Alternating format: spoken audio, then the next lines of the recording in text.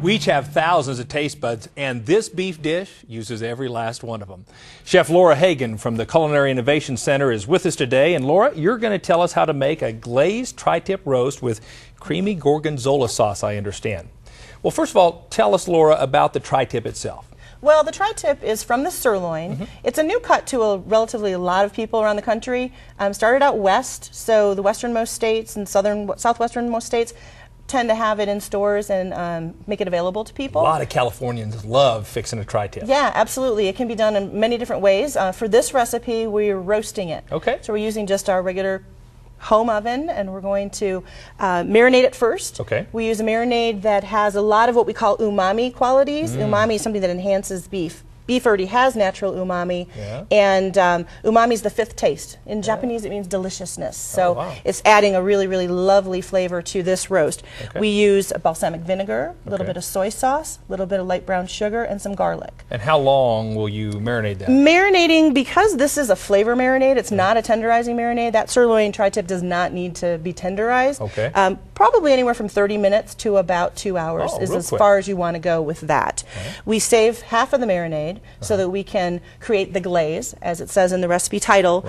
About partway through cooking, this roast will only take about 40 minutes. Wow. So when I'm doing a dinner party or something like that at home, this is a great one. You can pop it in and, you know, have a little bit of appetizers and that type of thing, and then take it out, and then you're good to go. It's really, really quick. It's not a pot roast that you're going to cook all day long. Exactly. This one we've taken out, and we're letting it rest. Okay.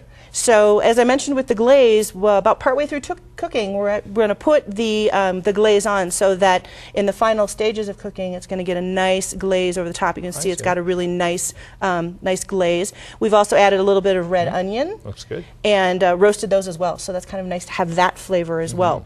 The topper to it is yet another umami element to this dish. Okay. So I mentioned umami means deliciousness. So we're going to add more flavor by creating this creamy gorgonzola sauce. We're doing it cold. Oh. So it's not going to be a warm sauce. We don't have to put it on the stovetop. This is something I could make in advance, put in the fridge, finish up the roast, and then bring it out about room temp to make sure that it's not too stiff.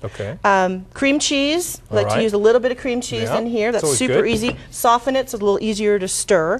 And then we're going to use Greek yogurt. Greek yogurt is really, really creamy. Is that what's different about it? Yeah, it doesn't have regular yogurt you might find at the store sometimes has too much of a bite to it. This one tends to be a little bit more mellow, and it's got a really nice creamy quality. All right. And you have blue cheese there, or what's that? This is gorgonzola cheese. That's of course. Type of blue cheese. If you have blue cheese in the fridge already, crumble it up, use that. If you're at the store and they don't have gorgonzola, really look for some sort of pungent cheese. I would go with blue cheese, but certainly you could use something that just has a little pungency to it. You want it to stand out. Very good. So we're going to drop that in there. A little bit of minced onion. And a little bit of just black pepper, a little bit. You could, if you don't want your sauce to have that that pepper in it, you could certainly use a little white pepper. And that won't change color. Very good. So we've got our mix going here. Just mix it up, huh? Yeah. And it really adds a lovely flavor to it. And because it's cold, when you put it onto the warm roast pieces, it's just going to start melting. Drizzle a little bit. So it'll have a really, really lovely texture.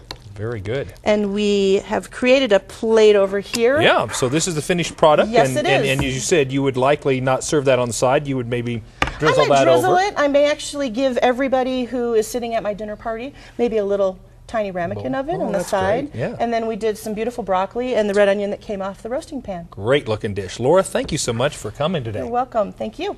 For complete recipe details and to check out more great beef recipes, head to our website at cattlemanthecattleman.org.